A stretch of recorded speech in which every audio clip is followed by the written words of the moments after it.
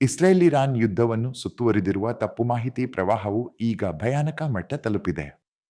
ಇನ್ನು ಮುಂದೆ ಶೀರ್ಷಿಕೆಗಳ ಹಿಂದೆ ಇರುವ ನಿಜವನ್ನು ನಾವೆದುರಿಸಬೇಕಾದ ಸಮಯ ಬಂದಿದೆ. ಈ ಯುದ್ಧದ ಕುರಿತಾಗಿ ಹರಡುತ್ತಿರುವ ಸುಳ್ಳು ಕಥನಗಳು ಎಲ್ಲೆಂದರಲ್ಲಿ ಆರ್ಭಟಿಸುತ್ತಿವೆ.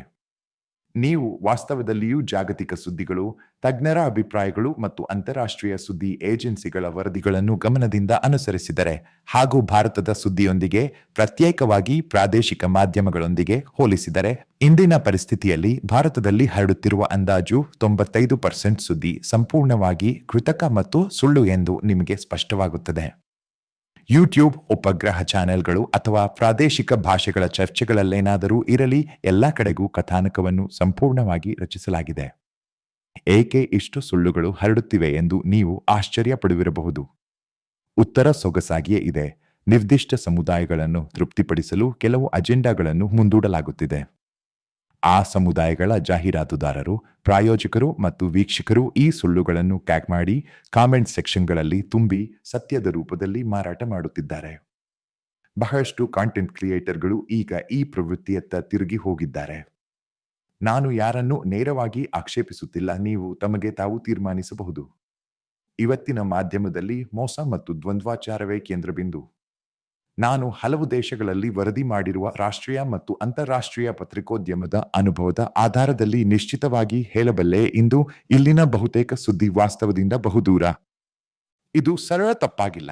ಸಾರ್ವಜನಿಕ ಅಭಿಪ್ರಾಯವನ್ನು ನಕಲಿ ದಿಕ್ಕಿಗೆ ತಿರುಗಿಸಲು, ಲಾಭ ಮತ್ತು ಪ್ರಭಾವ ಪಡೆಯಲು ಸುಮ್ಮನೊಯ್ದಿರುವ ಮಾದರಿ ತಂತ್ರಜ್ಞಾನದ ಭಾಗವೇ. ಉದಾಹರಣೆಗೆ, ಭಾರತದ ಹಲವಾರು ಯೂಟ್ಯೂಬ್ ಚಾನೆಲ್ಗಳು ಮತ್ತು ಉಪಗ್ರಹ ಚಾನೆಲ್ಗಳು ಹಮಾಸ್ ಭಾರಿ ಜಯ ಸಾಧಿಸಿದೆ, ಇಸ್ರೇಲ್ ಅನ್ನು ಸ್ವಾಧೀನ ಮಾಡಿಕೊಂಡಿದೆ, ಗಾಜಾದ ಪರಿಸ್ಥಿತಿ ದುಃಖಕರವಾಗಿದೆ, ಅಲ್ಲಿನ ಜನರು ಹಸಿವಿನಿಂದ ಸಾಯುತ್ತಿದ್ದಾರೆ ಎಂದು ಸುಳ್ಳು ಸುದ್ದಿಗಳನ್ನು ಹರಡುತ್ತಿವೆ. ಆದರೆ ವಾಸ್ತವ ಏನು? ಹಮಾಸ್ ನಾಯಕರು ಈಗಾಗಲೇ ಓಡಿ ಹೋಗಿದ್ದಾರೆ, ಗಾಜಾ ಅರಾಜಕತೆಯಲ್ಲಿ ಮುಳುಗಿದೆ. ಆದರೂ ಭಾರತದಲ್ಲಿ ಹಲವರು ಈ ಸುಳ್ಳುಗಳನ್ನು ನಂಬುತ್ತಿದ್ದಾರೆ, ಏಕೆಂದರೆ ಅದು ಅವರ ಅಜೆಂಡಾಕ್ಕೆ ಹೊಂದಿಕೊಳ್ಳುತ್ತದೆ. ಅವರಿಗೆ ಇದು ಸುಳ್ಳು ಎಂದು ಗೊತ್ತಿದೆ, ಆದರೆ ತಿಳಿದಿದ್ದು ಇದೇ ಸುಳ್ಳನ್ನು ಮುಂದುವರಿಸುತ್ತಿದ್ದಾರೆ. ಇದು ಪತ್ರಿಕೋದ್ಯಮವಲ್ಲ, ಇದು ಭಾವನೆಗಳಿಗೆ ಬೆಂಕಿ ಹಚ್ಚುವ ಮತ್ತು ಕ್ಲಿಕ್ಸ್ ಗಳಿಸುವ ಸಲುವಾಗಿ ರೂಪುಗೊಂಡ ಕತೆಗಾರಿಕೆ. ಈ ಮಾದರಿ ಮ್ಯಾಗಜೀನುಗಳ ಕಾಲದ ಪ್ರಚಲಿತ ಕತೆಗಳಂತೆಯೇ ಅಂತಿಮವಾಗಿ ಜನ ಆ ಮ್ಯಾಗಜೀನ್ಗಳನ್ನು ಓದಲು ಬಿಟ್ಟರು, ಏಕೆಂದರೆ ಅವು ವಿಶ್ವಾಸಾರ್ಹತೆ ಕಳೆದುಕೊಂಡವು. ಈಗ ಅದೇ ದೃಶ್ಯವಿದೆ. ನ್ಯೂಸ್ಗಳಲ್ಲಿ ಸೆನ್ಸೇಷನಲ್ ಹೆಡ್ಲೈನ್ಸ್ಗಳು, ಬಗೆ ಬಗೆಯ ಮೃಗಾಲಯದ ಕತೆ ಹೇಳುವ ಶೈಲಿ, ಸತ್ಯಕ್ಕೆ ಕಿಮ್ಮತ್ತಿಲ್ಲ, ಆದಾಯವೇ ಮುಖ್ಯ ಉದ್ದೇಶ. ಉದಾಹರಣೆಗೆ, ಇಸ್ರೇಲ್ನಲ್ಲಿ 40,000 ಮನೆಗಳು ಧ್ವಂಸವಾಗಿದೆ ಎಂದು ಹೇಳುತ್ತಾರೆ, ಆದರೆ ವಾಸ್ತವದಲ್ಲಿ 4% ಕಡಿಮೆ ಮನೆಗಳಿಗೆ ನಷ್ಟವಾಗಿದೆ. ಅದರಲ್ಲಿ ಕೂಡ ಅಲ್ಪ ನಷ್ಟಗಳು. ಗಾಯಗಳ ವಿಷಯದಲ್ಲೂ ಹಾವಳಿ ಇದೆ, 3% ಮಂದಿ ಗಂಭೀರವಾಗಿ ಗಾಯಗೊಂಡಿದ್ದಾರೆ ಎಂಬ ಸುಳ್ಳುಗಳು.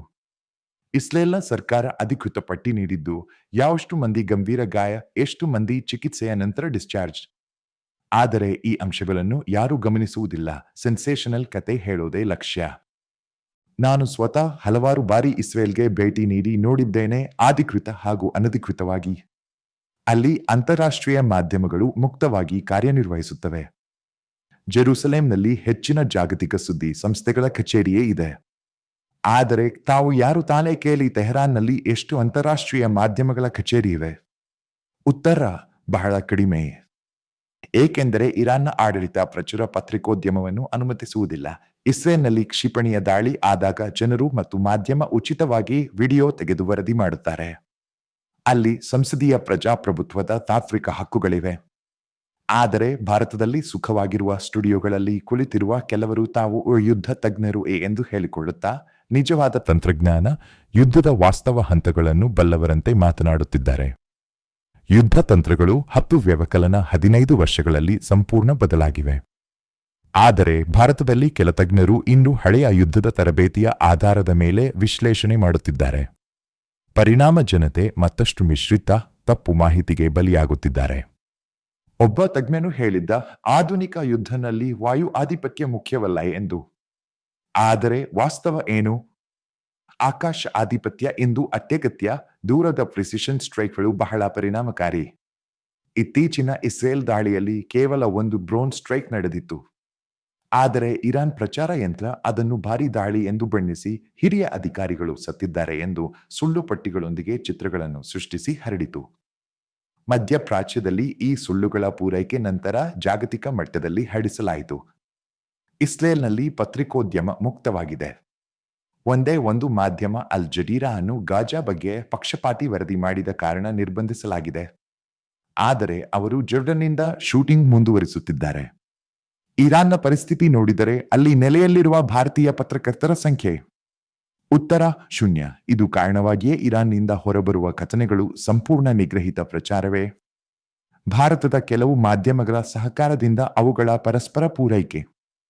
ಇರಾನ್ನಿಂದ ಯಾವುದೇ ನಾಶದ ದೃಶ್ಯ, ವಿಡಿಯೋ, ಫೋಟೋ ಯಾವುದೂ ಇಲ್ಲ, ಏಕೆಂದರೆ ಅಲ್ಲಿ ಇಂಟರ್ನೆಟ್ ಸಂಪೂರ್ಣವಾಗಿ ಶಟ್ಡೌನ್. ಸಾಮಾಜಿಕ ಮಾಧ್ಯಮಗಳನ್ನು ನಿರ್ಬಂಧಿಸಲಾಗಿದೆ. ಸುಳ್ಳು ಕಥನೆಗಳಿಗೆ ಅಡ್ಡಿ ಇಲ್ಲದೆ ಮುಕ್ತವಾಗಿ ಹರಡುವ ಅವಕಾಶ. ಹಮಾಸ್ ಪ್ರಾರಂಭದ ದಾಳಿಯಲ್ಲಿ 200 ಇಸ್ರೇಲಿ ನಾಗರಿಕರು ಕೊಲ್ಲಲ್ಪಟ್ಟರು. ಹೊಲೋಕಾಸ್ಟ್ ನಂತರ ಇಸ್ರೇಲ್ ಎದುರಿಸಿದ ಅತಿ ದೊಡ್ಡ ದಿನದ ಸಾವಿನ ಸಂಖ್ಯೆ. ಇಸ್ರೇಲ್ ಇದನ್ನು ಅಂಗೀಕರಿಸಿತು ಮತ್ತು ತೀವ್ರ ಪ್ರತಿಕ್ರಿಯೆ ನೀಡಿತು.